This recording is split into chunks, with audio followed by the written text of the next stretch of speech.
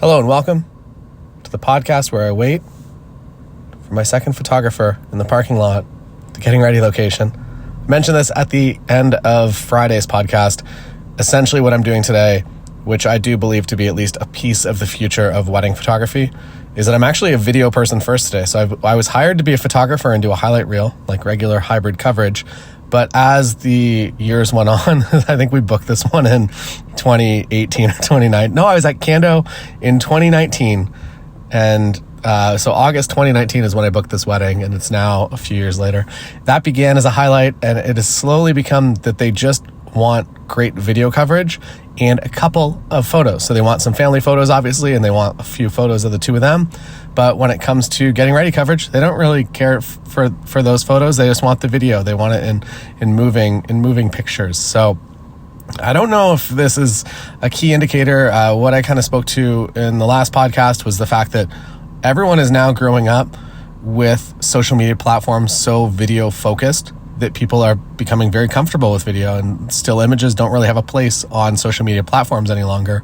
So when they start growing up, they start getting married, what is going to be the key that they're looking for? And I would suspect it might be video. I think Marshall might be arriving now. So we are going to head into the wedding day. And with me today, you can watch the full behind the scenes on YouTube eventually, but with me today, I'm shooting a Canon R3, which may be a surprise to longtime fans of the channel. I was Nikon for a very, very long time. Around maybe, I'm going to say when the R6 came out is when I switched for YouTube. So I was just doing my YouTube camera and my YouTube videos on the R6. And then I started doing video at wedding days on it. And it was very, very easy and very nice to use. I really enjoy the full articulating screen. And then when the R3 came out, it gave me the option to just hit a single button on the back, and I can just be recording video. And that is the only reason I got the R3. The buffer clears incredibly fast. I've had issues with other camera brands. Nikon, Canon have always been really great for clearing the buffer. So you're taking a bunch of photos, switch to video mode. Today though, I'll be recording video first and then switching to photos and taking a few photos. So we'll see how this kind of plays out. And with me, I also have lenses. I have the Samyang 85, which unfortunately has kind of disappeared from the world. We hinted at this maybe last year that it got taken off of the Samyang official website, but it was still on the Rokinon website. They're the same brand, I guess, or maybe they're different brands, but they sell the exact same products. And it was on the Rokinon website for a little while, and now I think it has completely disappeared. So I don't know if they infringed on patents or whatever it might be, because as of right now, the RF mount is a closed mount, so no other third parties are developing for it. And they did it early, they got it out, and they made a bunch of them. And if you can pick one up, I do recommend the 85. The 14 2.8 is also nice, but Canon did the 16 2.8, which is smaller physically. So I prefer that now. But the 85 1.4 Samyang, there's no Canon comparison yet. You can do the 85 1.2, but it's so expensive and so heavy. The Samyang 85 1.4 is it's really, really nice. So grab one before they, I would assume, start to go up in price quite wildly and end up maybe even being as much as the L version of the lens. So a little, I guess, tip, all future-proofing tips today. And we are going to go into getting ready coverage, and I will give you an update from after the wedding. Marshall, I can see him, he's flying his drone now. He's doing a few pull-ups of the front of the house. Very excited. We've called the drone Droney Daniels. And that's all from the car here. Woo! That was my transition noise. Now we're back in the office. The day went very well. It's a very weird flip for you to be there as the only video and photography team and prioritizing video. It is a bit of a mental hurdle to get over. And we shot flat lays, we shot a few family formals. I did a few kind of getting ready coverage just because I was there and it felt weird not to. But overall, I'm going to say the gallery is going to be maybe 150 images, and that's all that they want. So that is a very interesting ask from a couple, and the first time that it's happened. So I'm interested to see, once I talk about this on the internet and maybe post about it on my wedding photography blog that, I don't know, I haven't really updated that in a while and I probably should. If I start promoting that, I wonder if that will be a thing that more couples will realize that it is okay to ask for. I feel like in marketing, it is kind of whatever you're leading with is what you're going to naturally attract. And as a way to separate yourself from other photographers and video creators in your area, if you do have kind of a stance on something like this that does connect with a couple, there's a pretty good chance that they are very, very much going to connect with you and your photography brand. That goes far outside of just the technical of doing this photography and video thing. But if you believe that a wedding should be paced a certain way, that the important moment should be candid, that whatever your other beliefs are on weddings, that there's a pretty good chance that if you put them out into the universe in text and maybe in your promotional video that you should have, and if you don't have one, please build one this summer. That's like my one. I've been saying this since 2007. Build a promotional video, and you will organically attract your ideal clients a lot more. It's not necessarily just about attracting the most amount of weddings possible, but more so about attracting the most quality weddings. Because if you are shooting, even if you shoot 10 of your most ideal couple weddings, where maybe you could have shot 20 weddings of non-ideal couples, you're quickly going to realize that, one, it's a heck of a lot more fun to shoot for your ideal couples, but two, you begin to create more portfolio, and to go to the weddings with your ideal couple is a pretty good chance that a lot of the people in the wedding party are also going to have the same beliefs and understandings as the people that are getting married. And this specifically plays to destination weddings, that if you go to a destination wedding and you're the photographer there, that's probably going to turn into 2 other destination weddings over time of guests that were there, or maybe guests that couldn't attend. So everything you can do to put this out there into the world and what you want to be shooting, it will likely find its way back to you. So I'm curious about that when it comes to this new style of coverage. And I'm wondering how many couples would be interested in it. An easy way, I could just pull my couples or pull Instagram right now and just ask. And I think that would organically maybe push 1 or 2 people to ask for this style of coverage. All right, I think that's all for the topic at hand. Now on to some questions that I got. If you're interested in me answering questions, feel free to send me a DM on Instagram, and I'll basically just have a scroll through and I'll select a few questions to answer. And the first one is from Marcus Million, and we both follow Carlos Sainz. So congrats to Carlos on his victory this weekend. And this is the question. I'd love to know your biggest takeaways from second shooting with Sam and what you learned from him. Second, I'd be interested in hear how your wedding film went. I already answered that one at least. Interested in incorporating more film into weddings. So my biggest takeaways from Sam, if you did not see the video that I put up with Sam, I second shoot an entire day with him, or I don't really second shoot, I just literally roll behind the scenes on it and call it second shooting with Sam.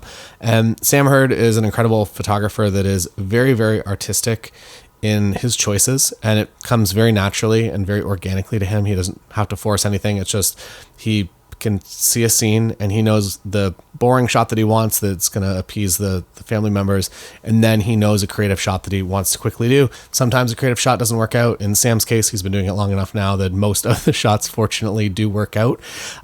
I think my biggest takeaway from Sam, and I guess it's also because it's just one specific day that I was there with him. The other day that I was with him, he photographed our wedding, so I don't know if that really counts.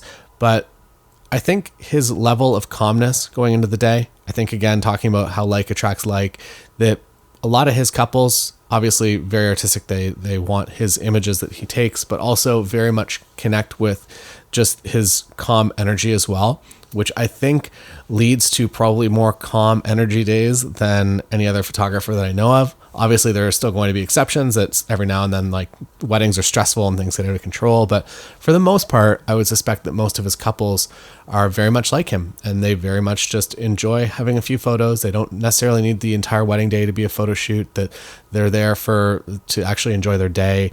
Maybe one actual takeaway, Sam doesn't really use back lens caps, that he just leaves all his lenses freewheeling in his bag to speed up the process of changing lenses if he ever does need to. I would say he shot probably 80% of the day on the 50mm lens, whether it was a small one or the 51-2L. And at some point, usually would switch to maybe a 24 on his second body, and it's just the adapted EF 24 1.4. And it's just a very flawless. He doesn't think too much about gear. He just knows exactly what he wants to do, and he makes it happen. So I think that's a testament to spending lots of time with your cameras and lots of different settings, and really making the actual technical second nature, so you can spend your time communicating with couples and not worried too much about f-stops and stopping the shoot to be like, give me a second, I'm going to switch lenses. That when you have everything ready to go, you can just keep people in the moment. It's a 5-minute photo shoot. Maybe that's another thing that he does I'm going to say maybe 10 different 5-minute photo shoots throughout the wedding day, rather than just one big couple session. It's just like, we're going to stop here, do some photos, or I'm going to borrow you over dinner or whatever it might be.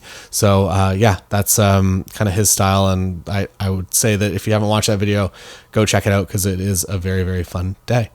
All right, next question, Greg Watts. I don't know where all the other questions went. If you send a question, maybe bump it back to the top of my box. I went through a quick scroll, but I do get a lot of random spam and whatnot that kind of knocks messages that I would like to see to the bottom, unfortunately.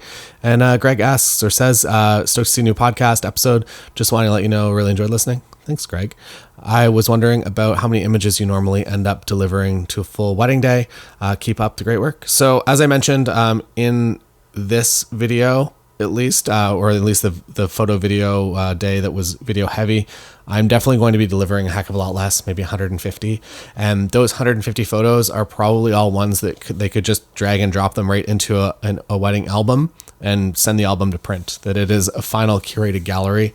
I would say typically if I'm there at a wedding day for maybe 8 hours, I'm usually giving them about 600 images. I would say 600 to 800 maybe.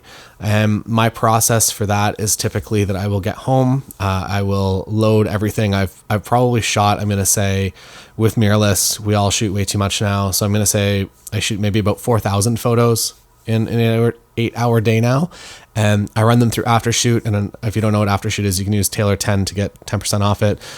It is a program that automatically calls for you. And so how I use it, I guess, is maybe not how it's supposed to be used. I use it to get rid of only blinks and blurry images.